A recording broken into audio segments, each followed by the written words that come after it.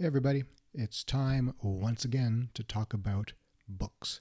This is the second installation in my series that I'm calling Return to Reading, and if you didn't catch the first one, what I'm trying to do here is to remind myself of why I love books so much, because I've been reading a lot less lately, and I used to be an absolutely voracious reader, as you can see from a small sample of my library behind me. And in particular, I like science fiction novels, but not exclusively. And so, with each episode, I'm going to talk about a particular book that really resonated with me back when I was this insatiable consumer of all things literary. And hopefully, this encourages me and maybe you to go back into reading as well. So, the book I'm going to talk about today is one that makes some people's best of science fiction lists, but really isn't talked about in the same sentence as, Ringworld or Foundation or um, Stranger in a Strange Land or The Martian Chronicles, all these classics. But I think it probably should be a classic. And this book is Frederik Pohl's Gateway. Now, recently, someone who commented after my last video suggested that I should look into getting a wider array of kinds of books written by a diverse set of authors, so I have appropriate representation of authors. And I just want to say that I think representation matters. I think a diversity of individuals matters. I think it's important to read, people from different cultural and racial and sexual backgrounds, just to give us a sense of the diversity and glory of the fullness of the human experience. But with this series, I'm not looking at that. I'm only looking at the books that really meant something to me over my life. And maybe that means oversampling a particular demographic. It probably does, frankly. But I'm not going to bother trying to artificially enforce representation in this case. Looking back, probably I read and enjoyed mostly white, male, Eastern European writers. That's just my taste, I guess. And that's not to say that those are the best writers. It's just that it's what resonated with me when I was growing up. And today's author, Frederik Pohl, I know nothing about. I'm assuming it's a man. I'm assuming it's a white man. I'm assuming it's a white man from, Germany or maybe the United States of German descent. I have no idea. I don't really care. The point is, his book resonated with me. So let's talk about Gateway.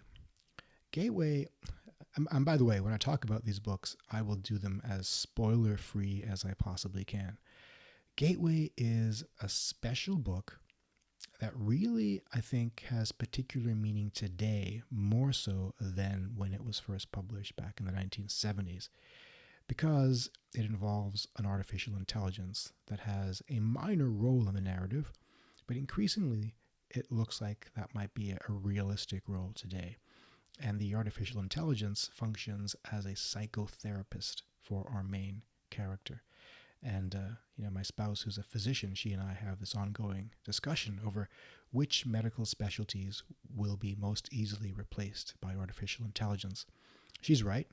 Radiologists are top of the line, but we disagree on psychotherapy. I think psychotherapy is ripe for encroachment by artificial intelligence.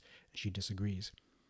But works like Gateway suggest that this has been in the works for a long time. And if you know anything about the field, you know that there already do exist some fairly impressive and impactful artificial intelligence psychotherapy applications already. But I'm on a tangent. The book, Gateway, takes place in the medium to distant future, when humanity has yet to encounter alien species, but we are a spacefaring civilization, and we find a large artificial moon-like structure that we dub Gateway. And Gateway was built by an ancient extinct race that we call the Heechee. And the Heechee have populated this station called Gateway with holes, like thousands or hundreds, I don't know how many, a lot of holes in which are found spaceships. Over the course of years of study, the humans have figured out some basic aspects of the Hichi technology, but not a lot. So they know how to launch these ships and control them to some extent, but they have no control after that. So some of these ships go off on short expeditions and come back, and some go off on very long expeditions and come back. Some go off and never return. It's a very dangerous thing to get into one of these ships not knowing where it's going to take you. As a result, a culture of prospection, is that the right word? Prospecting emerges, where individuals compete for the opportunity to ride one of these ships into the abyss, not knowing where it's going to take them. If it finds them great riches or something useful from the perspective of the people who study the Hichi, then you come back and you're awarded millions of dollars and your life is changed. Or maybe you die. Nobody knows. So the culture of prospecting arises as one of the only ways to emerge from the seething poverty that is the earth in this instance. So in this future, there is a big problem with the standard of living for many people, and taking the ticket of one of these ships from Gateway is one of the ways to get yourself out of poverty. A lot of risk, but potentially a lot of reward. Our protagonist is someone named Robinette Broadhead, or I believe Bob, he goes by in the story. By the way, I'm recounting this 30, 40 years later, 40 years later after I read it, and I haven't re-examined the book since. So it's impressive that I'm remembering all this so many years later. That's how impactful this book was to me.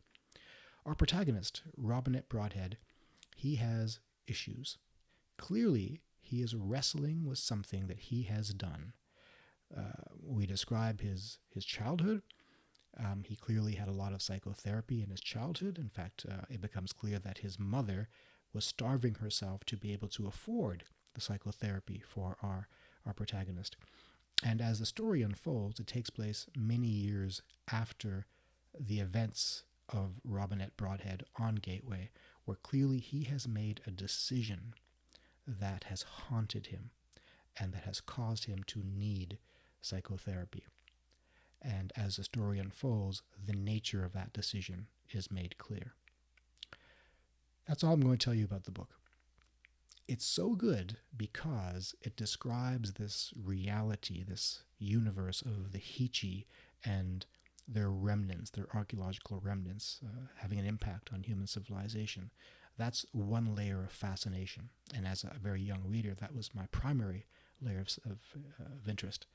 But as I grow older, the psychological aspects of our protagonist wrestling with the decision that he made become even more important to the story, because it's his character arc that really comes to the fore. There were several sequels to Gateway. It's called the Hichi Saga.